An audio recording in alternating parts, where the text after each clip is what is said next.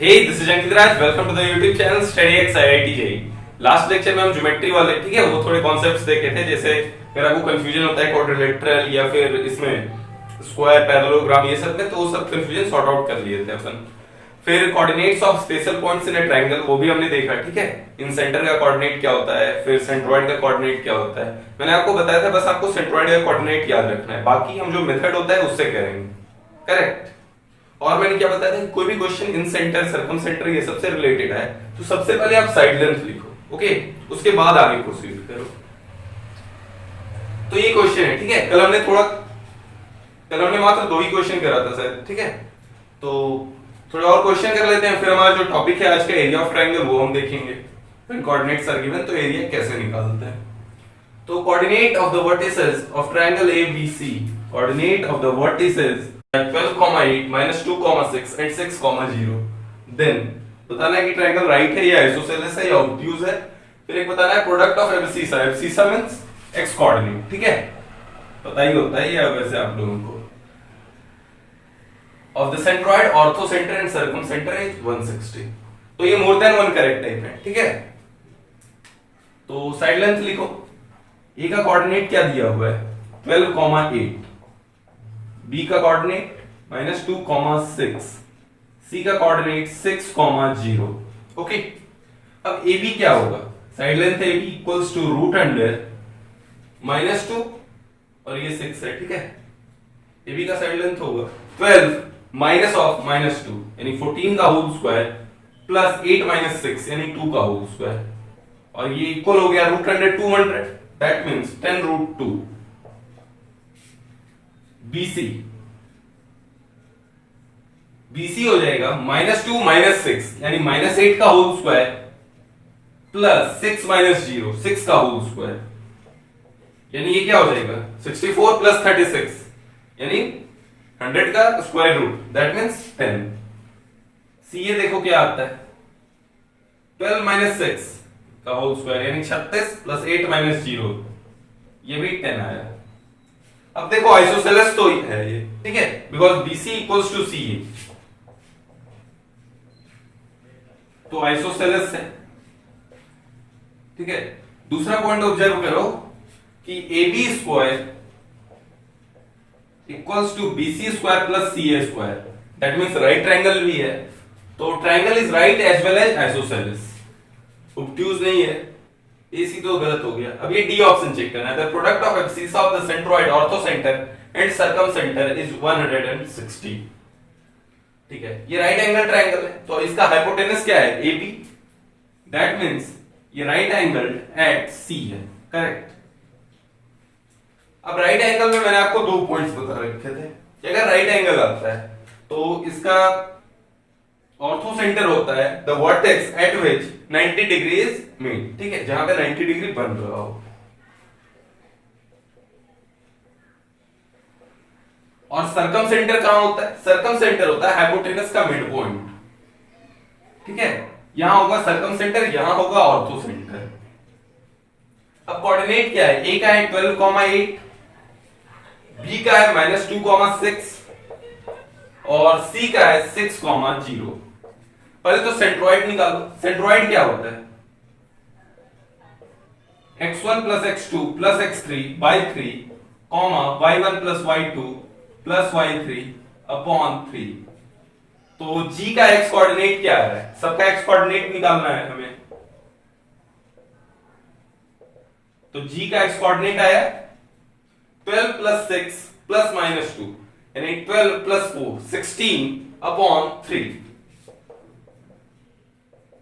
H का ortho centre का x coordinate 6, ठीक है। ऑर्थो सेंटर कहां होता है राइट एंगल ट्रायंगल में, ऑर्थो सेंटर होता है जहां पे उस वर्टेक्स पे जहां पे 90 डिग्री बन रहा हो, तो H 6 आया। अब O क्या होगा, मिड पॉइंट निकालो, ठीक है, बता रखा है मैंने। मिड पॉइंट का x कोऑर्डिनेट क्या आएगा 12 प्लस ऑफ -2 यानी 12 - 2 upon 2 यानी 5। अब मुझे इसका प्रोडक्ट निकालना है, तो प्रोडक्ट हो जाएगा 16/3 × 6 × 5 160। तो ऑप्शन नंबर डी करेक्ट है, ठीक है। तो इसके आंसर आ गए बी और डी, करेक्ट। नोट कर लो।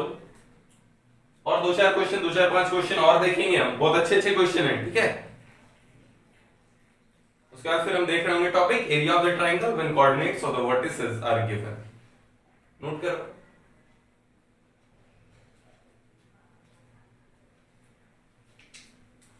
ऐसे ही सारे क्वेश्चन आपके पास डिस्प्ले होते जाएंगे, ठीक है। और आप बिल्कुल टाइम लेके, ठीक है, स्क्रीन पॉज करो थोड़ी देर, तो मैं भी वेट करूंगा 30 सेकंड, 45 सेकंड, 1 मिनट। लेकिन अगर आपको ज्यादा टाइम चाहिए ना तो आप स्क्रीन पॉज कर देना। If alpha comma beta comma gamma are the roots of the equation, find the centroid of the triangle which coordinates are a alpha comma 1 by alpha, b beta comma 1 by beta, c gamma comma 1 by gamma। तो आप देखो x coordinate होगा क्या, दोनों, मुझे x coordinate y coordinate दोनों चाहिए। तो सेंट्रॉइड का कोऑर्डिनेट क्या हो जाएगा,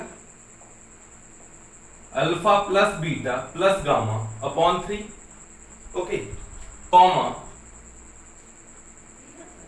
1 by alpha plus 1 by beta plus 1 by gamma upon 3, correct, ठीक है। अब देखो क्यूबिक इक्वेशन में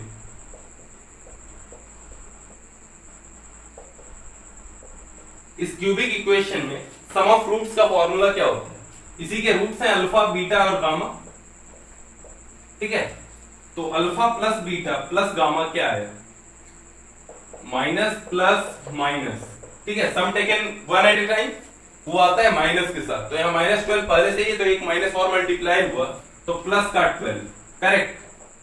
सम टेकन 2 एट ए टाइम, वो प्लस के साथ आएगा, ठीक है, जो भी कोएफिशिएंट है वो प्लस के साथ आएगा।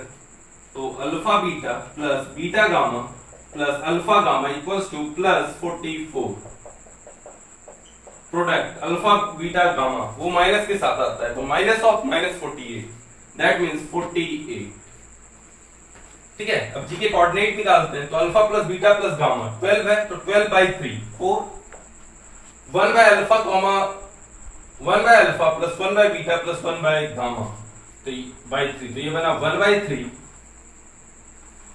Alpha beta beta gamma plus alpha beta upon alpha beta gamma, यही हुआ। तो दैट मींस जी के कोऑर्डिनेट हुए 4, 1/3 इंटू 44 अपॉन 48, ठीक है, यानी 11/12, यानी 4, 11/36।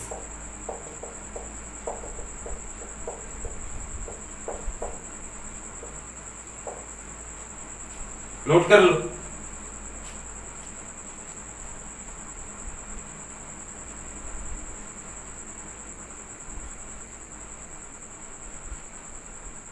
ठीक है, नोट करो, ओके।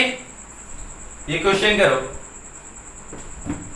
मैंने सबसे पहले क्या बताया था आपको कि सर्कम सेंटर या कुछ भी निकालना हो तो आप पहले साइड लेंथ निकाल लो, और इसमें तो बहुत आसानी से साइड लेंथ आपको दिख रहा है। ये है 8,6, ठीक है, बी है 8, -2 और सी है 2, -2।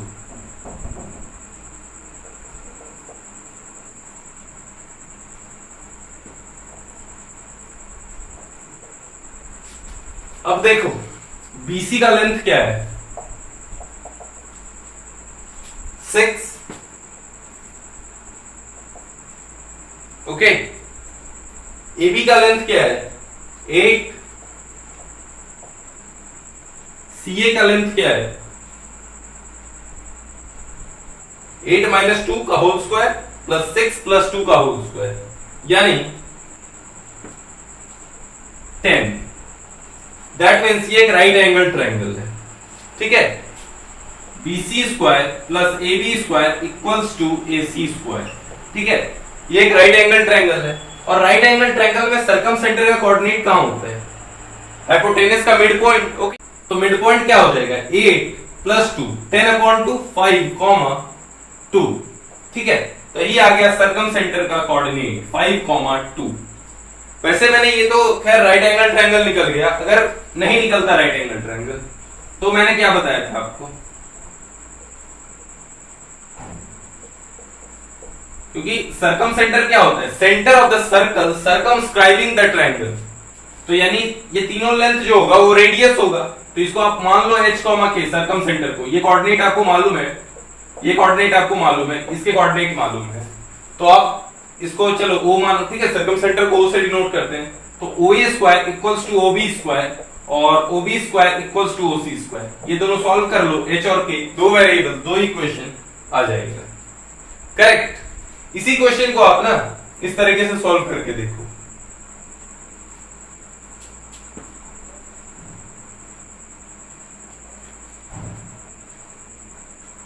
ओके, नोट कर लो। अगला क्वेश्चन काफी अच्छा आने वाला है आपके पास, ठीक है, नोट कर लो।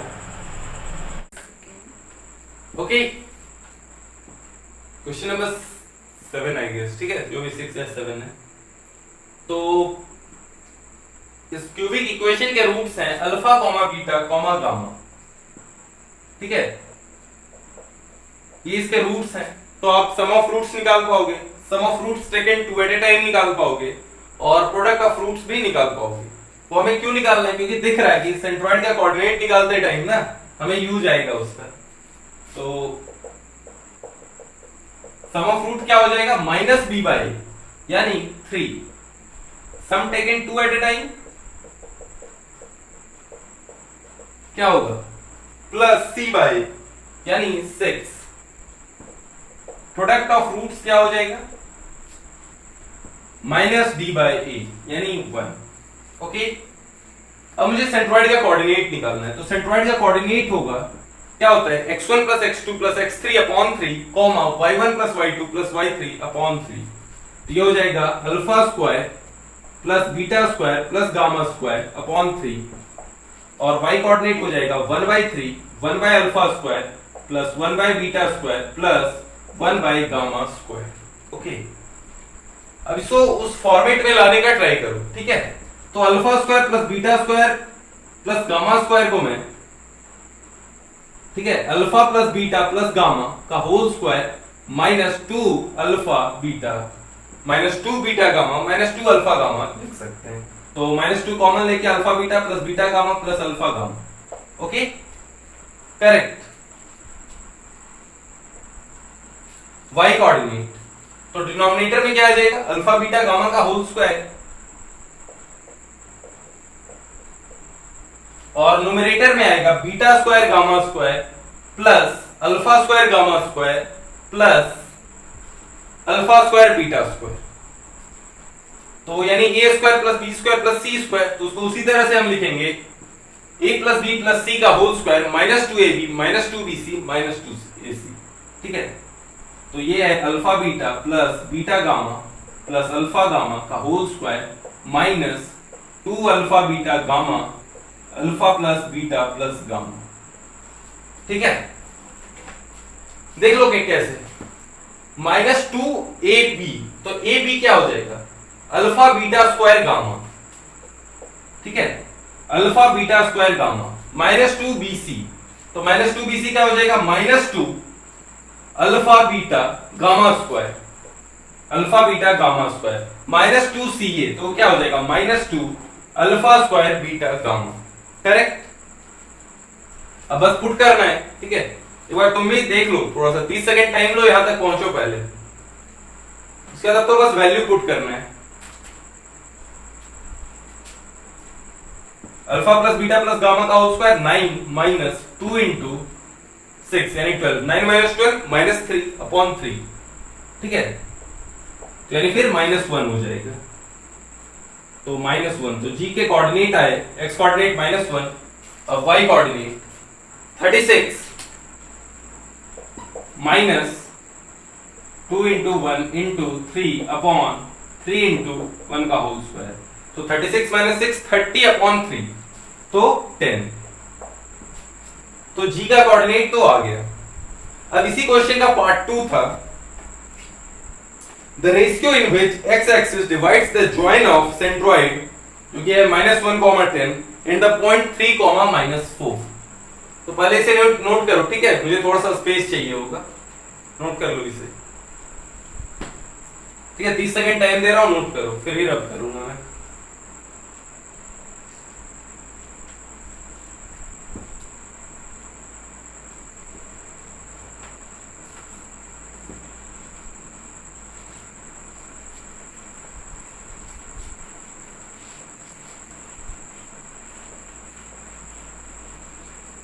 पॉइंट क्या है हमारे पास 3, -4, तो जी आया -1, 10, ठीक है। और मान लेते हैं पॉइंट पी जिससे कोऑर्डिनेट है 3, -4, तो मुझे चाहिए एक्स एक्सिस जो कि इसको इंटरनली डिवाइड कर रहा है, किस मतलब नहीं दिया हुआ नहीं कि इंटरनली या एक्सटर्नली, वो हमें पता करना है। तो हम इंटरनली मान के सॉल्व करते हैं। अगर -1 टाइप का कुछ आ गया या माइनस टाइप का कुछ आ गया तो हमें समझ में आ जाएगा कि एक्सटर्नल डिवीजन है। तो हम तो मानते हैं एक्स एक्सिस यानी y = 0, x कुछ भी हो सकता है, तो k, 0, ठीक है। अब मैं मान लेता हूँ, एज्यूम कर लेता हूँ कि ये λ:1 के रेशियो में डिवाइड करता है। क्यों λ:1? λ:μ मानना था ना, ठीक है। λ/μ1 भी तो हम मान सकते हैं, तो ये λ/μ के जगह पे लैम्डा ही वेरिएबल कोई भी हो, λ/μ हो या लैम्डा हो। कारण देखो क्या है, ऐसे भी मानो तुम्हारे आंसर अगर 4:3 आना होता ना, तो इस केस में आ जाएगा 4/3:1। इसको तुम सही फॉर्मेट में तो लेते ही आओगे। चलो, तो x कोऑर्डिनेट पे हम ज्यादा कुछ खास कमेंट नहीं कर सकते, लेकिन y कोऑर्डिनेट पे कर सकते हैं। y कोऑर्डिनेट है इसका 0 इक्वल्स टू, अब सेक्शन फॉर्मूला से लाओ, तो 10 × 1 प्लस λ × -4 अपॉन λ + 1, तो क्या आ गया 4 λ = 10, दैट मींस λ = 2.5।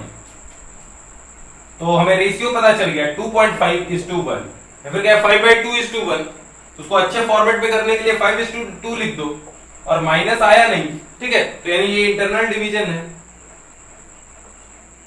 ठीक है। अगर आ जाता 5:-2 तो हम समझते हैं 5:2 एक्सटर्नल डिवीजन। नोट करो, इसके बाद हमारा अगला टॉपिक पता है होगा ये एरिया ऑफ ट्रायंगल। अच्छा, डिटरमिनेंट्स के लेक्चर मैंने अपलोड कर दिए हैं, ठीक है, बोर्ड लेवल तक, ठीक है। एडवांस लेवल तक का लेक्चर अभी नहीं अपलोड करा है डिटरमिनेंट्स का, बस वो इसीलिए था कि स्ट्रेट लाइन में आपको एरिया वाला टॉपिक थोड़ा ठीक से समझ में आ जाए। ओके, गॉट माय पॉइंट, ठीक है। तो इसे नोट करो, फिर हम अगला टॉपिक स्टार्ट कर रहे हैं, डिटरमिनेंट नहीं, sorry, area of the triangle, ठीक। ओके, अगला टॉपिक है एरिया ऑफ ट्रायंगल, करेक्ट। तो देखिए, अगर आपको ट्रायंगल के कोऑर्डिनेट्स मालूम है तो उसका एरिया क्या होगा, क्लास 10th में हमने पढ़ रखा है, करेक्ट। तो क्लास 10th में आपको उतना डिटरमिनेंट का नॉलेज नहीं था, तो शायद आपके लिए थोड़ा सा डिफिकल्ट होता था, ठीक है। क्लास 10th में सबसे डिफिकल्ट टॉपिक होता है एरिया ऑफ ट्रायंगल, लेकिन इसीलिए मैंने डिटरमिनेंट्स आपको पढ़ा दिए ताकि मैं डिटरमिनेंट में इसका एरिया बताऊंगा आपको। एरिया इक्वल्स टू क्या होता है, हाफ। आप कोऑर्डिनेट लिखो, एक्स कोऑर्डिनेट पहले सबके, फिर वाई कोऑर्डिनेट, ठीक है, और तीसरे कॉलम में 1 1 फिल कर दो, करेक्ट। अब जो एरिया आएगा वो पॉजिटिव या नेगेटिव कुछ भी हो सकता है, ठीक है। मतलब एरिया तो पॉजिटिव नेगेटिव नहीं आ सकता है, लेकिन ये डिटरमिनेंट सॉल्व करेंगे तो ये पॉजिटिव नेगेटिव कुछ भी आ सकता है, और एरिया तो कभी नेगेटिव हो नहीं सकता, तो फिर एक मॉड भी लगा दो, ठीक है। ये जो साइन है इस टाइम डिटरमिनेंट है, और जो बाहर है ये मॉडुलस है, ओके। और डिटरमिनेंट को खोलना ये सब तो मैंने सिखा रखा है, करेक्ट। तो ये क्या हो जाएगा x1 इंटू, फिर इसको हम ढक लेते हैं तो इसका माइनस, ठीक है, तो y2 - y3, फिर -y1, यहाँ पे माइनस लेते हैं, करेक्ट। ये मालूम है ना, क्यों? क्योंकि कोफैक्टर इक्वल्स टू -1 की पावर i + j × m होता है। तो यहाँ पे i + j यानी ये किस रो में है और किस कॉलम में है, तो ये फर्स्ट रो सेकंड कॉलम, यानी i + j 3। तो यहाँ पे cofactor equals to minus of minus होता है, तो -y1 फिर ढक लिए, तो x2 - x3 +1 into x2y3 - x3y2, correct. अब इसका जो प्रूफ है ना, देखो आप कार्टेशियन कोऑर्डिनेट सिस्टम में ले लो इसको, ठीक है, ट्रायंगल को, x एक्सिस, ये y एक्सिस। अब क्या करो ना, ज्वाइन करो तीनों पॉइंट को। अब क्या है, इस ट्रेपेजियम का एरिया निकाल पाओगे? ट्रेपेजियम का एरिया क्या होता है? Half into sum of parallel side into distance between them. तो इस ट्रेपेजियम का एरिया प्लस इस ट्रेपेजियम का एरिया निकाल लो, उसमें एक इस ट्रेपेजियम, ठीक है, सपोज जो भी पॉइंट हो गया पी क्यू आर, तो आप पहले पी बी ए क्यू का एरिया निकाल लो, ठीक है, प्लस एरिया आप किस ट्रेपेजियम का निकाल दो, Q A C R, minus area of trapezium PBCR। ठीक है, ट्रेपेजियम का एरिया निकालना आता है, आप ऐसे प्रोसीड करना, आ जाएगा। ठीक है, आपको उस वाले फॉर्मेट में आएगा, इसको खोल के जो आता है ना उस फॉर्मेट में आएगा। तो उसको याद रखने का एक बहुत अच्छा तरीका हमने ढूंढ निकाला है, करेक्ट। तो पहले एक्स कोऑर्डिनेट लिखना है पहले कॉलम में, दूसरे में वाई कोऑर्डिनेट और तीसरे में 1 1 1 फिलअप कर देना है। देखिए एरिया ऑफ ट्रायंगल से ही करेक्टेड है एक टॉपिक कोलिनियरिटी ऑफ 3 पॉइंट्स। मतलब अगर 3 पॉइंट कोलिनियर है तो उसका मैं एक कंडीशन ये नहीं बोल सकता हूं, सबसे आसान कंडीशन जो है कि उसका एरिया तीनों पॉइंट से बनने वाला ट्रायंगल का एरिया 0 होगा, क्योंकि कोई ट्रायंगल बनेगा ही नहीं तो एरिया तो 0 आना ही है। ओके, तो कोलिनियरिटी के 3 तरीके होते हैं। एक तो अगर 3 point A B C collinear है तो sum of any 2 sides must be equal to third side होगा। दूसरा तरीका होता है एरिया ऑफ द ट्रायंगल वाला। तीसरा मैंने नहीं बताया अभी आपको, स्लोप निकालना अभी उतना अच्छे से आपको नहीं सिखाया। क्लास 10 में आपने सीख रखा है क्या स्लोप निकालना? स्लोप होता है y2 minus y1 upon x2 minus x1। तो स्लोप ऑफ AB कोई भी दो, ठीक है, slope of AB equals to slope of AC कर देने से आ जाता है कि कोलिनियर है। लिखवा देता हूं, उसके बाद अपन बस एक क्वेश्चन कर लेते हैं, बहुत आसान टॉपिक है, क्लास 10 में हम भर भर के क्वेश्चन कर रहे होते हैं, तो बस एक फील आपको ठीक ठाक है इसलिए क्वेश्चन करा दूंगा इसके बाद। तो कोलिनियरिटी वाला फंडा क्लियर है आपको या नहीं? या लिखवा दूं? लिखवा ही देता हूं, ठीक है, इसको नोट कर लो।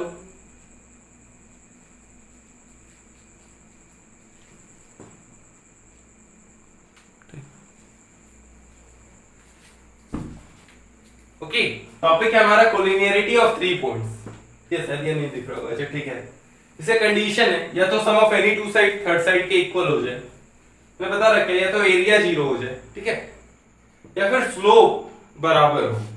स्लोप होता है y2 माइनस y1, ठीक है, difference of y coordinate upon difference of x coordinate, delta y upon delta x।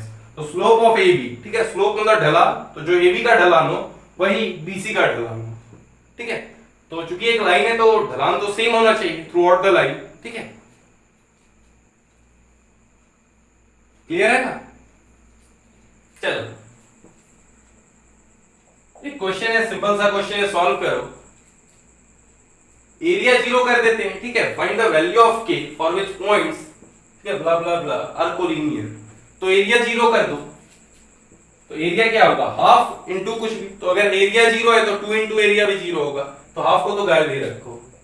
तो 235k 111 equals to 0। Determinant solve करने मैंने सिखा रखा है, 2 into 5 minus k minus 3 into 3 minus 5 plus 1 into 3k minus 25।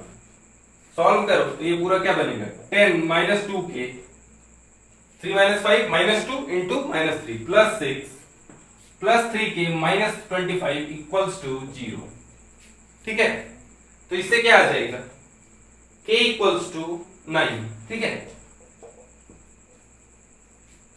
Okay, that's all for today, have a nice day, ठीक है। आज के लिए बाय रहेगा, enjoy life, have a good day. और हाँ, सब्सक्राइब जरूर कर देना भाई लोग, जो भी सब्सक्राइब नहीं करे हो ना तो सब्सक्राइब कर दो यार, ठीक है, इससे हम इनकरेज होते हैं और भी बढ़िया कंटेंट के साथ हम आएंगे। ओके, तो बी योरसेल्फ, ठीक है, खुद भी मोटिवेटेड रहो और हमें भी मोटिवेटेड रखो, ठीक है, शेयर करना, ठीक है, दोस्तों के साथ।